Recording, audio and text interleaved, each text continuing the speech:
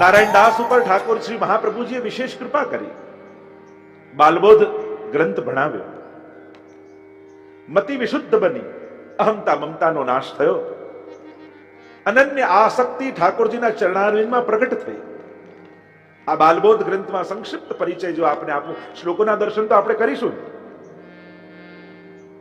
પણ બાલબોધમાં વેદ અને ઋષિઓએ બતાવેલા ધર્મ, અર્થ, કામ અને મોક્ષ કઈ રીતે પ્રાપ્ત થાય, અને મોક્ષ પણ બે પ્રકારની ચર્ચા કરી, એક સ્વત અને પરત, એક પોતાની જાતે જ પોતાની જાતનો ઉદ્ધાર કરવો, અને બીજું કોઈ દેવની કૃપાથી મોક્ષની પ્રાપ્તિ થાય એની ચર્ચા કરી. એટલે સૌથી પહેલા મહાપ્રભુજી સમજાવે છે કે પુષ્ટિ માર્ગ સિવાય અન્ય ઉપાસનાઓથી શેની પ્રાપ્તિ થાય એ પહેલા સમજે.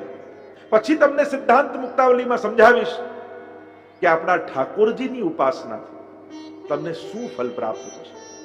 ભગવત સ્વરૂપોની ચર્ચા કરી, ક્ષર, અક્ષર અને પુરુષોત્તમની ચર્ચા સિદ્ધાંત મુક્તાવલીમાં કરી, જીવની ચર્ચા કરી, જગતની ચર્ચા કરી. એ બધી ચર્ચા સિદ્ધાંત મુક્તાવલીમાં આવશે. એટલે થોડાક વેદાંતનો વિષય આ છે સિદ્ધાંત મુક્તાવલી આવે. અને બાલબોધમાં અન્ય ઉપાસનાથી થતા ફલની પ્રાપ્તિની ચર્ચા છે. ઘણી વાર લોકો એમ કહેતા હોય ગમે તેને ભજો, જવાનું તો એક જ ઠેકાણે છે. આ અશાસ્ત્રોક્ત વાત છે. એવું ક્યાં અને કોણે કહ્યું કે ગમે તેને ભજો એટલે એક જ ઠેકાણે જવાનું હોય? ગીતાજીમાં સ્પષ્ટ ભગવાન કહે છે કે તમે જેને ભજો છો એને પામો છો, અને જેને ભજો એની શ્રદ્ધા હું ત્યાં તમારી દ્રઢ કરું છું. તમારો અધિકાર એ છે. દરેક જીવનો પૂર્ણ પુરુષોત્તમ પરમાત્માને ભજવાનો અધિકાર પણ હોતો નથી. અને એટલા માટે નાના ફલથી આકર્ષાઈ અને લોકો નાની ઉપાસનાઓમાં લાગી જાય છે. એટલે તો ભગવાન કહે યો યામ તરુમ ભક્ત શ્રદ્ધયા રચિતુમચ્છતિ તસ્ય તસ્યામ ચલામ શ્રદ્ધામ તામેવ વિદધામ્યહમ. જેને ભજે અને એનો અધિકાર એટલો હોય તો એની શ્રદ્ધા હું ત્યાં દ્રઢ કરી દઉં છું, કારણ કે એનો અધિકાર જ ત્યાંનો છે. દરેકને પુષ્ટિ ભક્તિ સમજમાં ના આવે, એનો અધિકાર જ એ હોય. અને કેટલા પ્રકારની ઉપાસનાઓ જગતમાં છે અને કોઈ ખોટા નથી. આપણે કોઈ ભક્તિ કરતા હોય ને બીજો કોઈ બીજી ભક્તિ કરતો હોય, એનો અર્થ આપણે સાચા ને ખોટો એમ ન થઈ જાય. એ એની રીતે સાચો જ છે એની રીતે સાચો, પણ એની ઉપાસના ઉત્તમ નથી, એની ગતિ ઉત્તમ નથી, એની ફળની પ્રાપ્તિ ઉત્તમ નથી. કહેવાનો અર્થ આ જ, એને ખોટો ન કહી શકાય. એના અધિકાર પ્રમાણે એ બરાબર કરી રહ્યો છે.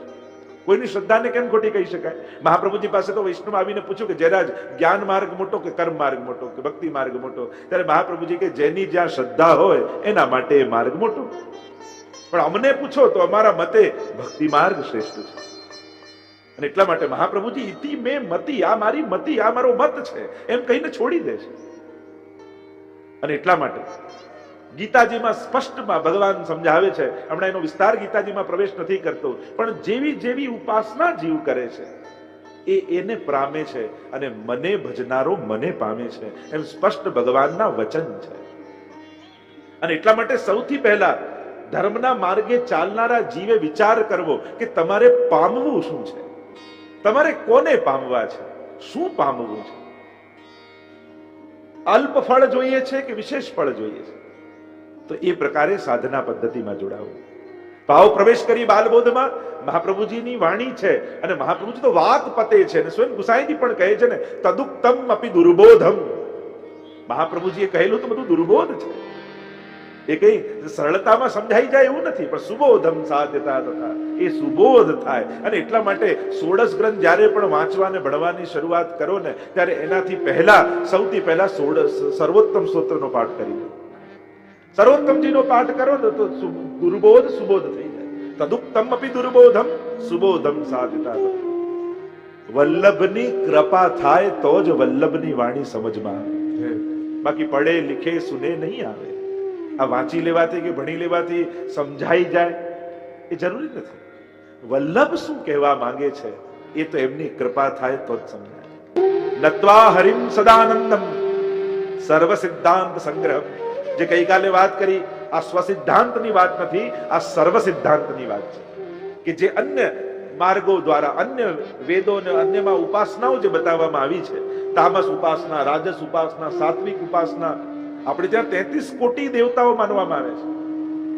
એટલે એક અર્થ તો એમ કર્યો કે 33 કરોડ દેવતા. જો 3 ભેદ સમજવા પણ જરૂરી છે.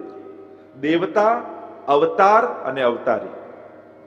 આ 3 ભેદ સમજવામાં ન આવે તો ઉપાસના પણ સમજવામાં ન આવે.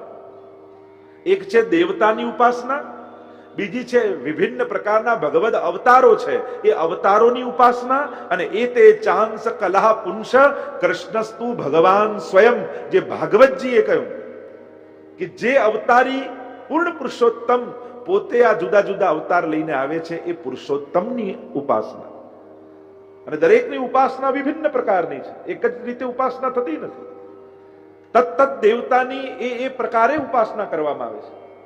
આપણે ત્યાં જે 5 પ્રકારના સંપ્રદાયોની ચર્ચા છે કે જે વિષ્ણુના ઉપાસક વૈષ્ણવ, શિવના ઉપાસક શૈવ, શક્તિના ઉપાસક શાક્ત, ગણપતિના ઉપાસક ગાણપત્ય, સૂર્ય ઉપાસક, આમ 5 પ્રકારની જે ઉપાસના પદ્ધતિ આપણી છે એ દરેકની વિશિષ્ટતા છે. તો હમણાં એ ચર્ચાનો વિષય નથી. અહીંયા મહાપ્રભુજી આજ્ઞા કરે છે કે સર્વ સિદ્ધાંતો સમજાવું છું. બાલક પ્રબોધનાર્થાય વદામી સુવિનિશ્ચિતમ. બાલકને પ્રબોધ થાય એટલા માટે. બોધ સાધારણ શિક્ષક કરે, પ્રબોધ ગુરુ કરે છે. જે જ્ઞાનને દ્રઢ કરીને ભણાવે એને કહેવાય પ્રબોધ. શ્રી મહાપ્રભુજી એ રીતે પ્રબોધ કરે છે કે એ જ્ઞાન આપણા હૃદયમાં હૃદયારૂઢ થઈ જાય. આમ આજ્ઞા કરી. દ્વિતીય શ્લોકમાં મહાપ્રભુજી હવે ધર્મ, અર્થ, કામ અને મોક્ષની ચર્ચા કરતા આજ્ઞા કરે. ધર્મ, અર્થ, કામ અને મોક્ષ, આ મનીષીણામ, આ 4 પુરુષાર્થો, બુદ્ધિમાન મનુષ્યોના આ 4 પુરુષાર્થો કયા છે. અને તે જીવ અને ઈશ્વર આમ દ્વારા 2 પ્રકારે વિચાર્યા છે. 4 પુરુષાર્થો માન્યા અને પ્રસિદ્ધ ધર્મ, અર્થ, કામ અને મોક્ષ, આ 4 પુરુષાર્થોના નામ આપણે ઘણી વાર સાંભળ્યા છે.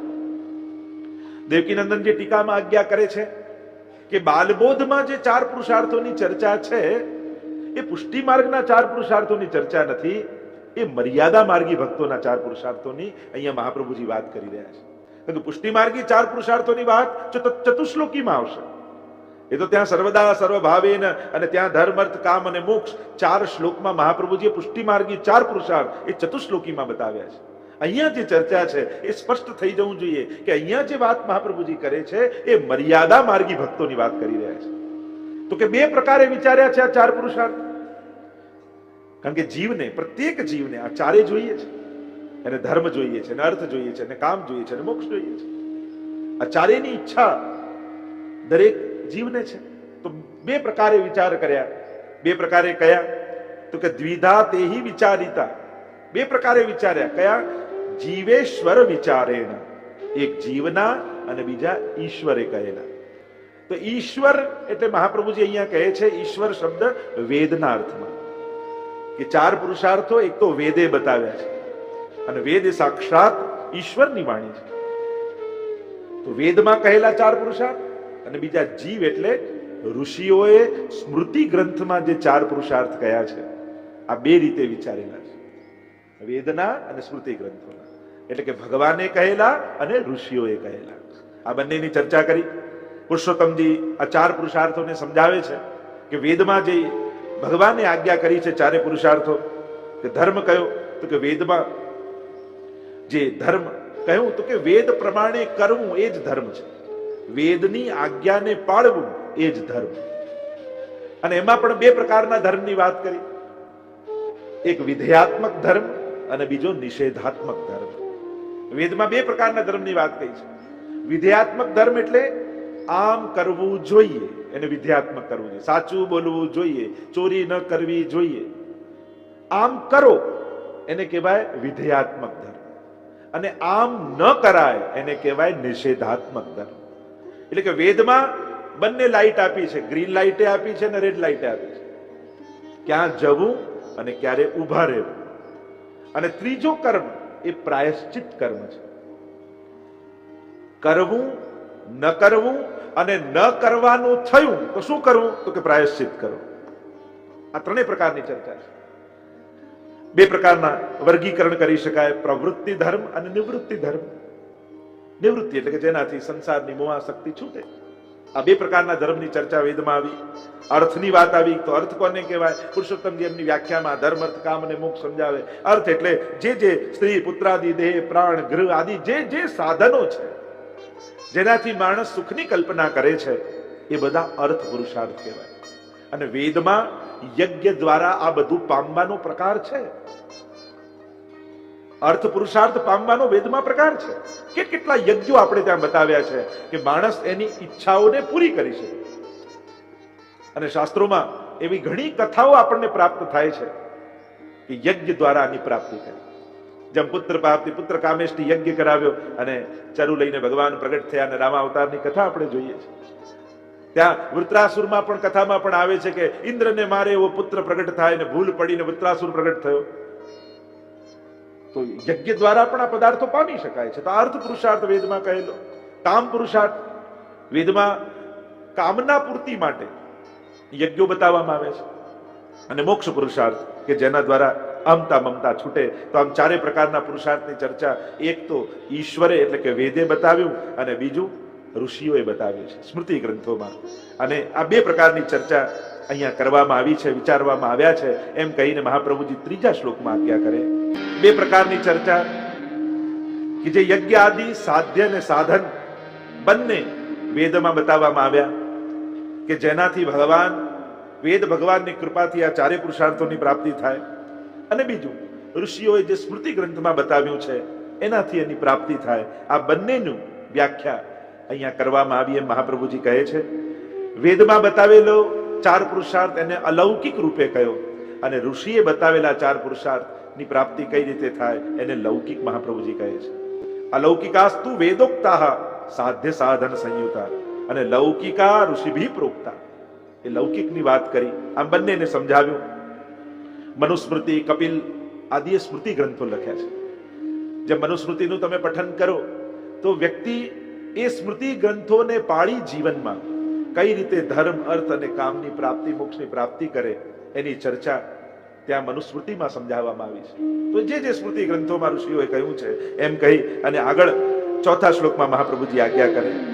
અહીંયા 1.5 શ્લોકમાં મહાપ્રભુજી સમજાવે છે કે અલૌકિક પુરુષાર્થો વેદના આશ્રય રહેલા છે અને તેથી તેને વર્ણન કરવાની જરૂર નથી. કારણ કે વેદે જે સમજાવ્યું છે એના પર અન્ય કોઈની વ્યાખ્યા કરવાની આવશ્યકતા છે જ નહીં અને કરાય પણ નહીં. વેદ એ સ્વયં ભગવાનની અંતિમ વાણી છે અને એના ઉપર પોતાની વ્યાખ્યાઓ કરવાની આવશ્યકતા રહેતી જ નથી. કારણ કે વેદથી વિપરીત કોઈ પણ અર્થ કરો તો એ અધર્મ જ છે. વેદ પોતે મૂર્તિમંત ધર્મ છે અને એટલા માટે મેં અગાઉમાં કહ્યું ને, જે ભગવાનને ન માને નાસ્તિક નથી, પણ જે વેદને ન માને નાસ્તિક કહેવાય છે. ધર્મ અને અધર્મનો નિર્ણય વેદ બતાવે છે. એટલે મહાપ્રભુજી કહે કે વેદમાં જે પુરુષાર્થો બતાવ્યા એના પર મારે વ્યાખ્યા કરવાની જરૂર નથી. એ તો વેદને અક્ષરસહ પાળવા જોઈએ. એના મન ઘડંત અર્થો ન કરવા જોઈએ, મનોકલ્પિત અર્થ ન કરવા જોઈએ, નહીં તો એ અધર્મ બની જાય છે. એ તો ઓર્ડર છે, આપણે એને આજ્ઞા કહ્યું છે. પણ ઋષિઓએ જે સમજાવ્યું છે એના પર હું વિસ્તાર કરીશ, એના પર હું વર્ણન કરીશ. મહાપ્રભુજી કહે છે ત્રિવર્ગ એટલે કે ધર્મ અર્થ અને કામને પ્રાપ્ત કરવા. ધર્મશાસ્ત્ર, નીતિશાસ્ત્ર અને કામશાસ્ત્ર આ ત્રણેય અનુક્રમથી હોય અને એ પણ ઋષિઓએ બતાવી દીધા છે. એટલે મહાપ્રભુજી કે એના પર પણ હું વિસ્તાર કરતો નથી, કારણ કે ધર્મ અર્થ અને કામની પ્રાપ્તિ કેમ થાય એના માટે આ ત્રણેય શાસ્ત્રો જીવે જોઈ લેવા, કારણ કે એમાં વિસ્તારથી ઋષિઓએ વર્ણન કર્યું છે. મહાપ્રભુજી અહીંયા સંક્ષિપ્તમાં પોતાની વાત સુધી પહોંચાડવા માંગે છે આપણને. તો કે વેદ જોઈ લેવું, એમાં ધર્મ અર્થ કામ મોક્ષ કેમ મળે એ વેદમાં બતાવેલા પ્રમાણે ચાલવું, અને ઋષિઓએ બતાવ્યું છે તો એ ધર્મશાસ્ત્ર, કામશાસ્ત્ર, નીતિશાસ્ત્ર જોવું, એનાથી ધર્મ અર્થ અને કામની પ્રાપ્તિ કેમ થાય એમાં એની વ્યાખ્યા થઈ જાય. મહાપ્રભુજી કહે હું મોક્ષ ઉપર ચર્ચા કરવા માંગુ છું. તો આ ત્રણ શાસ્ત્રો ત્રણ જગ્યાએ જોઈ લેવા, ત્રણ પુરુષાર્થો સમજી લેવા. પણ હવે ચોથો જે પુરુષાર્થ છે તે 5મા શ્લોકમાં મહાપ્રભુજી આજ્ઞા કરે. મોક્ષે ચત્વારી શાસ્ત્રાણી લૌકિકે પરતઃ સ્વતઃ. નિરૂપણ મોક્ષનું કરતા હોય એવા 4 શાસ્ત્રો છે અને 2 પ્રકારના મોક્ષની ચર્ચા અહીંયા કરવામાં આવી છે. હું પણ આ શ્લોકોને સંક્ષિપ્ત કરું છું, એક એક અક્ષર લઈશ તો વિસ્તાર થશે. બે પ્રકારના મોક્ષની આ શાસ્ત્રોમાં ચર્ચા કરી છે. એક છે પરતઃ અને બીજો છે સ્વતઃ.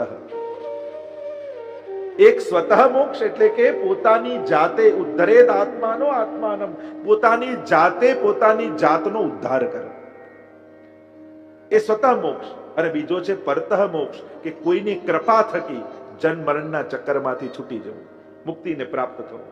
તો એ સ્વતઃ મોક્ષ માટે મહાપ્રભુજી કહે બે પ્રકારની ચર્ચા કરી છે. ત્યાગા ત્યાગ વિભાગેન સાંખ્યે ત્યાગ પ્રકીર્તિતા, દ્વિધા દ્વે દ્વે સ્વતસ્તત્ર સાંખ્ય યોગૌ પ્રકીર્તિતૌ. સ્વતઃ મોક્ષમાં બે ભેદ બતાવ્યા. એક છે સંસારના ત્યાગ કરીને સંન્યાસ લઈને મોક્ષ પ્રાપ્ત કરવો, અને બીજો એક માર્ગ છે કે સંસાર છોડ્યા વગર સંસારમાં જ રહી અને મનથી આસક્તિઓનો ત્યાગ કરી અને મુક્તિને પામવું. તો એ બે મોક્ષ, સ્વતઃ મોક્ષમાં બેની ચર્ચા, બે માર્ગ બતાવ્યા. એક છે સાંખ્યનો માર્ગ અને બીજો છે યોગનો માર્ગ. આ સ્વતઃ મોક્ષ. તો આ બધી અઘરી વાતો સહેલાઈથી સમજાવવાનો પ્રયાસ કરું છું કે સરળતાથી આપણે સમજીએ, બાકી છે બહુ ગહન વિષય છે. તો પોતાની જાતે ઉદ્ધાર કરવા માટે બે માર્ગ, એક સાંખ્યનો માર્ગ અને બીજો યોગનો માર્ગ. સાંખ્યનો માર્ગ એ ત્યાગનો માર્ગ છે કે બધું છોડીને નીકળી જવું ઘરથી અને સમજપૂર્વક પ્રકૃતિ પુરુષના ભેદને સમજી અને ઉદ્ધાર કરી લેવો. અને યોગનો માર્ગ એ આસક્તિઓના ત્યાગનો માર્ગ છે. તો આગળ 7મા અને 8મા શ્લોકમાં મહાપ્રભુજી આ માર્ગોને સમજાવતા આજ્ઞા કરે. સાંખ્ય માર્ગ અને યોગ માર્ગની ચર્ચા મહાપ્રભુજી કરી. અહંતા મમતા નાસે સર્વથા નિરહંકૃતૌ સ્વરૂપસ્થો યદા જીવ કૃતાર્થ સન્નિગદ્યતે. આ સાંખ્ય માર્ગ છે. 25 તત્વોની જે ચર્ચા કરવામાં આવે એમાં પહેલું તત્વ પુરુષ અને 24 તત્વોમાં ફેલાયેલી પ્રકૃતિ. અને અહીંયા મહાપ્રભુજી સમજાવે જેમ સાંખ્ય શાસ્ત્ર બે પ્રકારનો છે, એક નિરીશ્વર સાંખ્ય અને બીજું શેશ્વર સાંખ્ય. ભાગવતજીમાં કપિલ ભગવાને કહ્યું એ શેશ્વર સાંખ્ય છે કે જેમાં ભગવત તત્વોનો સ્વીકાર કરવામાં આવ્યો છે. અને બીજો છે નિરીશ્વર સાંખ્ય, અને પ્રકૃતિ અને પુરુષનો ભેદ. પુરુષ એ આત્મ તત્વ છે અને પ્રકૃતિ એનો વિસ્તાર છે. પુરુષમાંથી જ પ્રકૃતિ પેદા થાય. અને પંચ તન્માત્રાઓ ને આ બધા એકાદશ ઇન્દ્રિયો ને આખા તત્વોની જે 24 તત્વોની ચર્ચા કરી, હમણાં એનો વિસ્તાર નહીં કરું, પણ એ સાંખ્યમાં કહ્યું અહંતા મમતા નાશે સર્વથા નિરહંકૃતૌ, કે આ પ્રકૃતિ પુરુષનો એક એક તત્વોને સમજી જવાથી, જો ઘણી વસ્તુ દુનિયામાં એવી છે એનો ત્યાગ યા એનાથી મુક્તિ ક્યારે મળે કે જ્યારે એને સમજી જાઓ. સમજી જાઓ એટલે એને છૂટી જાય. હવે ક્રોધ છોડવો હોય તો ક્રોધ કાઢું એને કઢાય નહીં. જો ઘણી વસ્તુ એવી હોય ને એને કહેવાય કંટ્રોલમાં છે. જેમ તમે ડાયાબિટીસ હોય એમ કહેવાય જતો રહ્યો ડાયાબિટીસ, આપણે શું કહેવાય કંટ્રોલમાં છે. એમ ક્રોધ જતો રહ્યો એમ ના કહેવાય, કંટ્રોલમાં છે એમ કહેવાય. તમે ક્રોધને સમજી જાઓ તો ક્રોધથી મુક્ત થાઓ. બાકી એમ કઈ ઓપરેશન કરીને બાયપાસ કરતા હોય ત્યાં ડોક્ટરને કહે ખોલો છો તો ક્રોધ કાઢી નાખજો, આવું થાય? આવું તો થતું નથી. એની સમજ જ એનાથી મુક્તિ છે. એમ જ સાંખ્ય શાસ્ત્રમાં એવું થાય. આ એક એક તત્વોને, એક એક ઇન્દ્રિયોને, પંચ મહાભૂતોને, એક એક તત્વોને સમજતા સમજતા ધીરે ધીરે આત્મા પરક જીવ થતો થાય. અહંતા મમતા નાશે અને અહંતા મમતાનો નાશ થઈ જાય. કે કઈ વસ્તુમાં આકર્ષણ કરું છું, કઈ વસ્તુનું આકર્ષણ? આ તો પંચમાં પૃથ્વી જલ તેજ વાયુ આકાશ, જે આ સંસારના નિરીશ્વર એટલે કે નિરર્થક નિર્જીવ પદાર્થોમાં જે છે એ જ મારામાં છે. આ શરીર તો એનું જ બનેલું છે. દુનિયાના બધા જ રૂપ નામના ભેદથી જે જે તત્વો લાગે છે એ બધાનું કોમન ફેક્ટર શું છે? પૃથ્વી જલ તેજ વાયુ આકાશ. અને જે ચેતન તત્વો છે એનું કોમન ફેક્ટર શું છે? આત્મનસ્તુ કામાય સર્વ પ્રિયમ ભવતી. એક જ આત્મા સર્વ ચૈતન્યમાં વ્યાપેલો છે. કોમન ફેક્ટર છે ચૈતન્યનું. આ ચેતનનું કોમન ફેક્ટર પૃથ્વી જલ તેજ વાયુ આકાશ. અને આ બંનેનો સંઘાત એ જ છે, એ જ આપણું જીવ. બંને ભેગા મળીને જે વર્ક કરવા લાગે છે કે રમકડું હોય ને બેટરી નાખો ને ચાલવા લાગે, એમ જયારે આત્મા નીકળી જાય તો કેવું પાંચ તત્વ રહી જાય ને એમાં ભળી જાય, કઈ રહેતું નથી એમાં. એમ એક એક તત્વોને સમજતા સમજતા માણસની અંદર અહમતા મમતાનો નાશ થઈ જાય. અહંકાર જતો રહે, મમત્વ જતું રહે. કારણ જે મારામાં છે એ બધામાં છે. કોનો દ્રોહ કરવું ને કોને પ્રેમ કરવું, તત્વ તો એ જ છે. એમ જયારે સૂઝ આવે કે આ બંગડી જો લો કે કુંડળ લો કે વીટી લો કે જે લો, છે તો સોનું જ. સમજ થઈ? કોઈ સોનીને ત્યાં લઈ જાઓ, એ રાજી થાય બંગડી કે આનાથી? ના, એ તો કે કેટલા ટચનું છે ને કેટલા તોલા છે.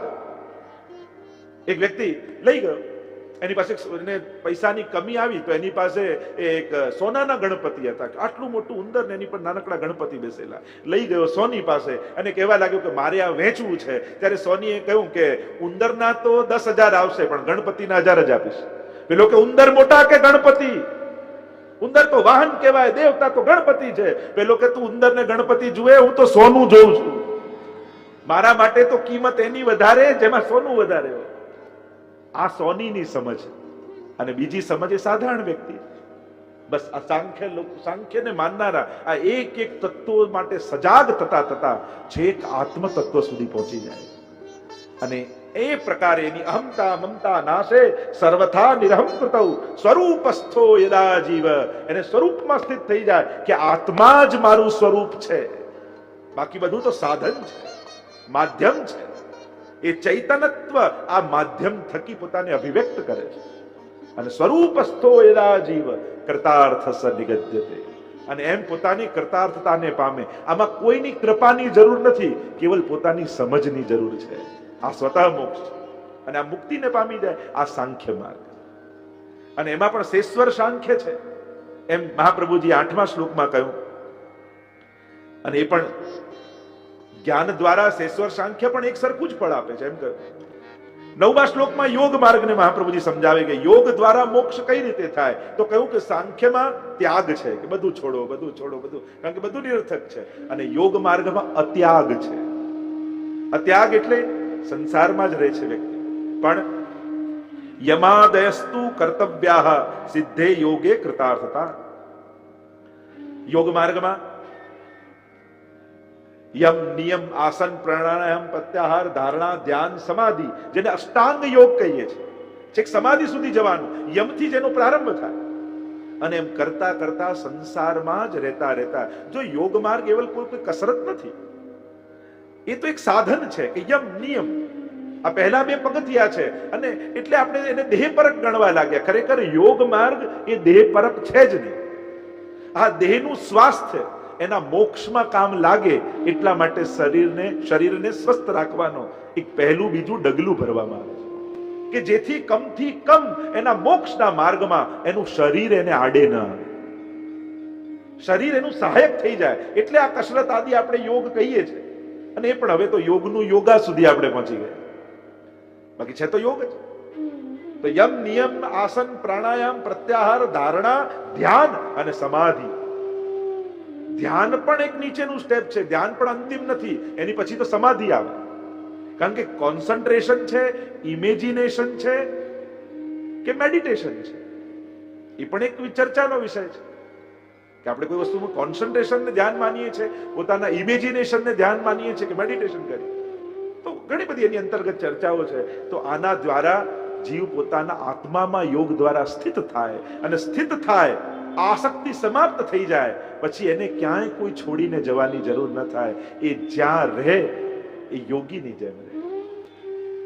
એ યોગીની જેમ એનું મન ક્યાંય આસક્ત ન થાય અને એ દ્વારા પોતાના મોક્ષને પામી લે. તો આ સાંખ્ય અને યોગ આ સ્વતઃ મોક્ષનો માર્ગ છે. હવે આગળના શ્લોકોમાં મહાપ્રભુજી આપણને પરત મોક્ષ, બીજાની કૃપા થકી કઈ રીતે મોક્ષને પમાય એની ચર્ચા આગળ 10મા શ્લોકમાં મહાપ્રભુજી આજ્ઞા કરે. પરબ્રહ્મમાંથી 3 દેવ સૃષ્ટિ સર્જન માટે પ્રગટ થાય એમ મહાપ્રભુજી સમજાવે. બ્રહ્મા, વિષ્ણુ ને મહેશ.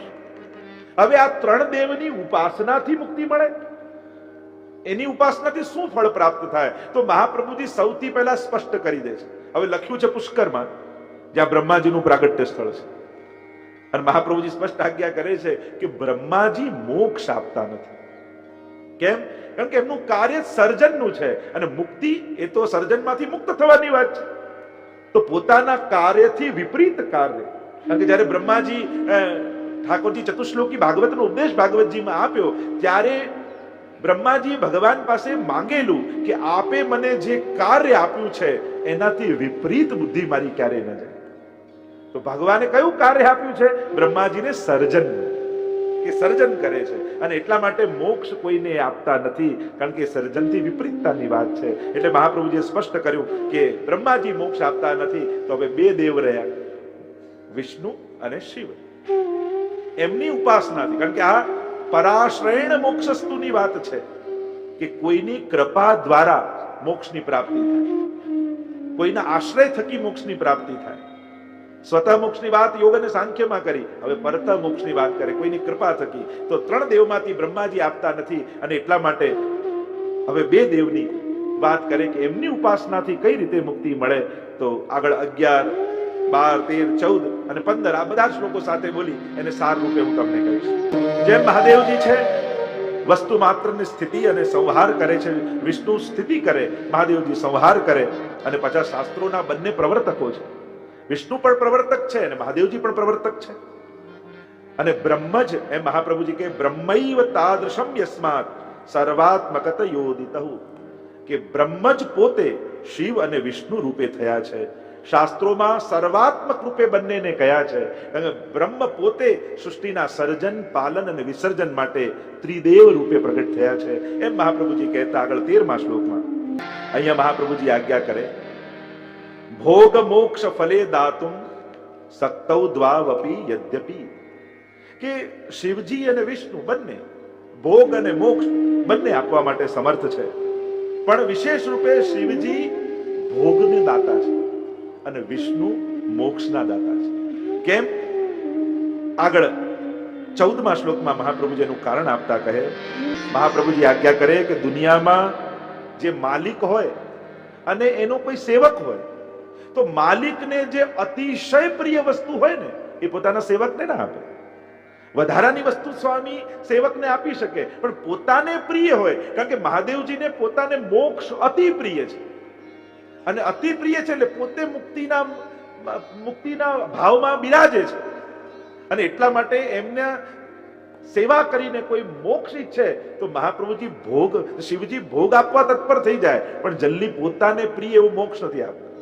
એમ જ વિષ્ણુજી એમને ભોગ પ્રિય છે, એ સદાય ભોગમાં બિરાજમાન છે. અને એટલા માટે એમની સેવા દ્વારા કોઈ શરણે આવે તો એ મોક્ષ જલ્દી આપી દે, પણ પોતે જે ભોગવે છે, જેમ માલિક જે સિંહાસનમાં બેઠો હોય પોતાના સેવકને ખસીને એમ ના કે તું આવીને બેસ, એ એની જાજમ આપે, ચાદર આપે, બધું આપે, પણ પોતાને જે અતિ પ્રિય છે એ પોતાના સેવકને આપતા નથી. તો અહીંયા મહાપ્રભુજી સમજાવે છે કે શિવજી તુરંત ભોગ આપે છે, વિષ્ણુજી તુરંત મોક્ષ આપે છે, પણ પોતાને પ્રિય હોય જલ્દી ના આપે. આપે ખરા, 15મા શ્લોકમાં આગળ વર્ણન કરતા કહે, મહાપ્રભુજી કહે તો કોઈ ભક્ત પૂછે તો શું મહાદેવજી મોક્ષ આપશે જ નહીં, શું શિવજી ભોગ આપશે જ નહીં? મહાપ્રભુજી કે ના, એમ નથી. કોઈ ભક્ત એમને અતિ પ્રિય હોય કે એમની ભક્તિ કરી કરી એ દેવના હૃદયમાં પોતે સ્થાન પામ્યો હોય, તો હા, જ્યારે પ્રિય હોય તો પ્રિયને બધું આપવા તૈયાર થઈ જાય. અને એટલા માટે મહાદેવજી એ પ્રિય ભક્તને મોક્ષ આપે છે અને વિષ્ણુ સ્વયં એ પ્રિય ભક્તને ભોગ પણ આપે છે. એમ બંને આપનારા છે.